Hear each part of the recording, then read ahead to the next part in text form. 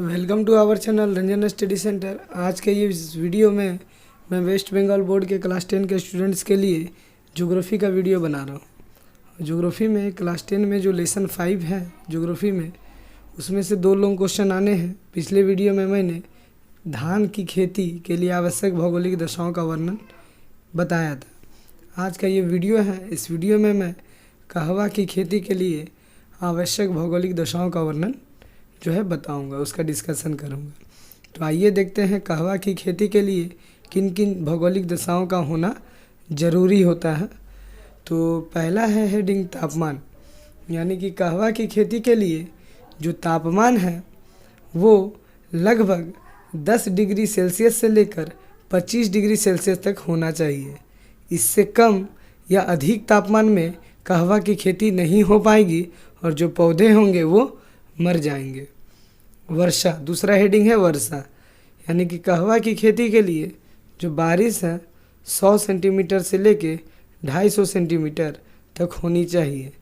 और जो जल है यानी पानी जो है इसकी जड़ों में रुकना नहीं चाहिए।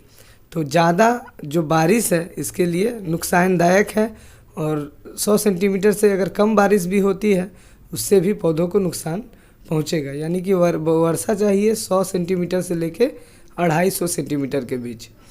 धरातल एवं मिट्टी, कहवा की खेती के लिए जो धरातल है यानी ज़मीन की बनावट है, ढाल वाली ज़मीन होनी चाहिए, क्योंकि समतल ज़मीन रहने से उसके जड़ों में पानी रुकेगा और जो है पौधे खराब हो जाएंगे। इसीलिए कहवा की खेती के लिए ढाल वाली भूमि होना अति आवश्यक है।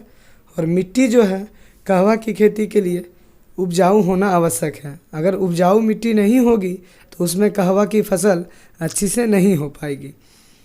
अगला हेडिंग है हमारा खाद, यानी कि कहवा की खेती सही रूप से करने के लिए, ताकि उत्पादन सही रूप से हो, यानी कहवा जो है अधिक मात्रा में उगे, इसके लिए जो है हरी एवं रासायनिक खादों का प्रयोग करना अति आवश्यक है। तो कहवा की खेती के लिए खाद भी एक महत्वपूर्ण कारक है। अगला हेडिंग है सस्ता मजदूर, यानी कि कहवा की खेती के लिए खेतों में काम करने के लिए बहुत अधिक मजदूरों की आवश्यकता पड़ती है। इसीलिए सस्ते मजदूर होने से कहवा की खेती पे काफ़ी कम खर्च आएगा, तो इसके लिए सस्ते मजदूर अति आवश्यक है। तो हम लोगों ने कहवा की खेती के लिए आवश्यक भौगोलिक दशाओं में 5 पॉइंट का डिस्कशन किया। आप लोगों का जो लॉन्ग क्वेश्चन है वो 5 मार्क्स का यानी 5 नंबर का ही आएगा, तो 5 पॉइंट इसके लिए काफ़ी हैं। तो 5 पॉइंट है तापमान, वर्षा, धरातल एवं मिट्टी, खाद और सस्ता मजदूर। ये सभी 5 पॉइंट आप लोग जो हैं अपने माइंड में रखेंगे याद, और इसमें से जो है एक एक करके पॉइंट वाइज, जैसे कि तापमान में 10 डिग्री से लेके 25 डिग्री तक आप लोग लिख सकते हैं, और लगभग में आगे लगा दीजिएगा, यानी लगभग लिख देने से क्वेश्चन आपका गलत नहीं होगा आंसर। और दूसरा है वर्षा, तो वर्षा में भी आप लोग लगभग 100 सेंटीमीटर से लेके 250 सेंटीमीटर तक बारिश लिख सकते हैं।